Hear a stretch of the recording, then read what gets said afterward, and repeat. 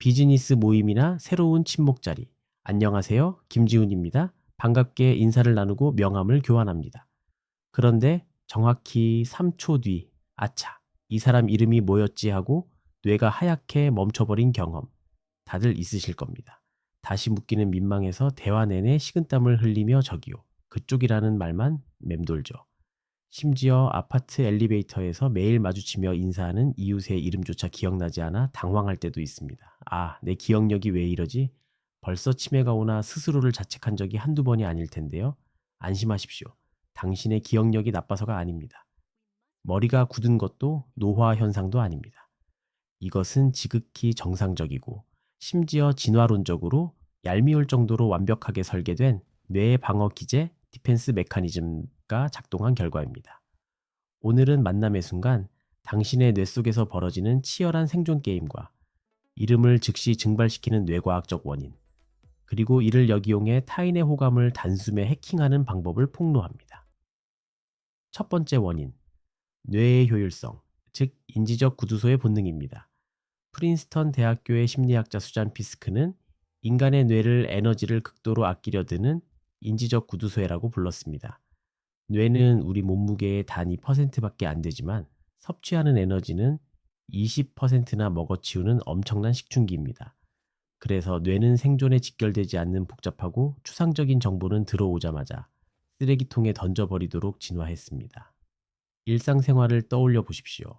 스마트폰 뱅킹을 할 때 문자로 온 6자리 인증번호를 보고 창을 전환하는 그 3초 사이에 번호를 까먹어 다시 확인해 본 적 있으시죠?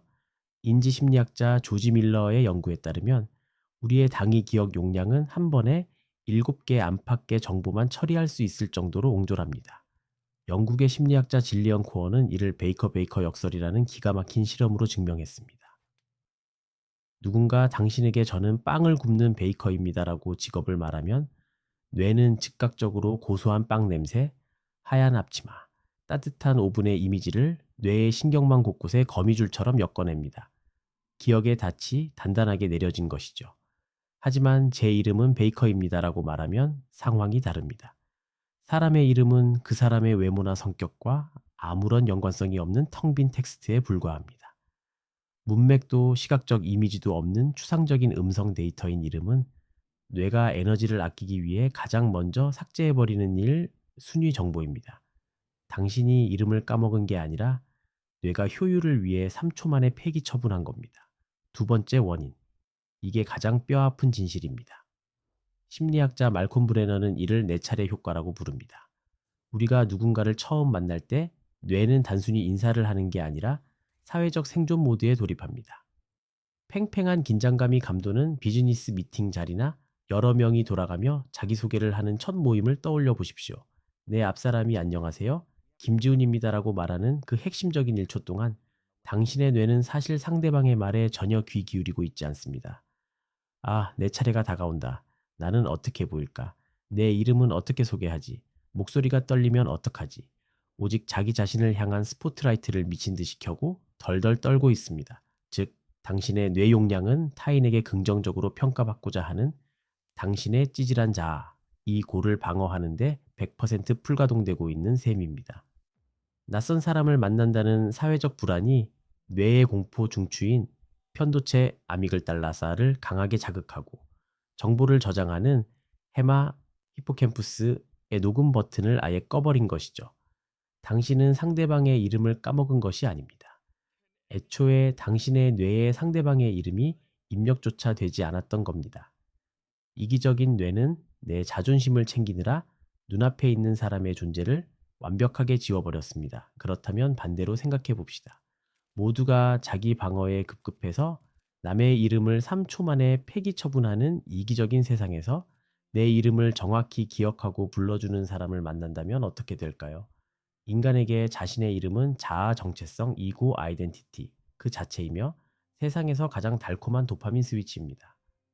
심리학자 콜린 체리가 말한 잡음이 시끄러운 파티장에서도 누군가 내 이름을 작게 부르면 귀에 쏙 들어오는 칵테일 파티 효과, 칵테일 파티 이펙트처럼 뇌는 내 이름에 엄청나게 예민합니다.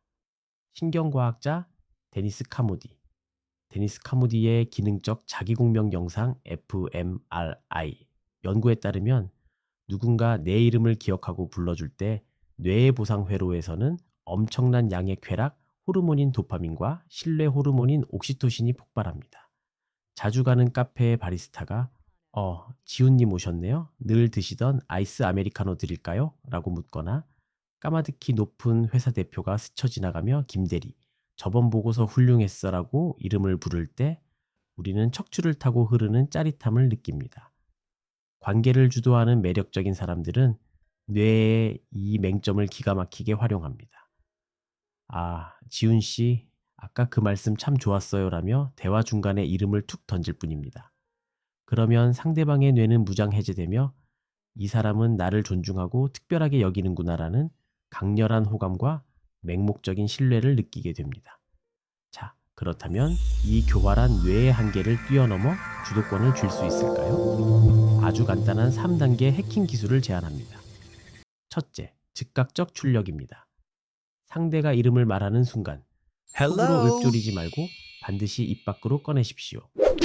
안녕하세요, 지훈입니다 라고 하면 지훈씨 반갑습니다 라고 즉시 메아리치듯 되돌려주는 겁니다.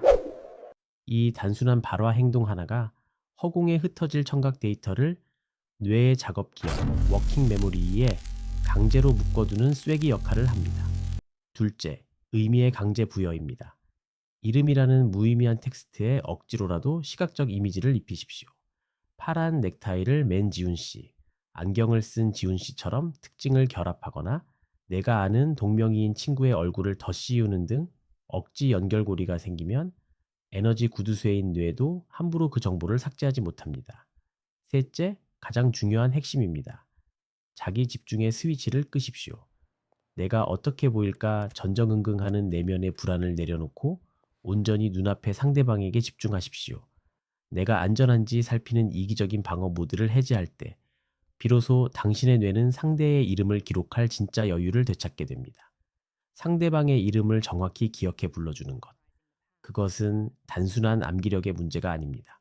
그것은 나는 타인의 시선에 연연하지 않고 당신을 온전히 담을 만큼 내면이 단단하고 여유로운 사람입니다를 증명하는 가장 압도적이고 치명적인 매력의 시작입니다. 오늘부터 뇌의 핑계를 멈추고 여유롭게 상대의 이름을 불러보십시오. 언제나 당신의 평화로운 주도권을 응원합니다.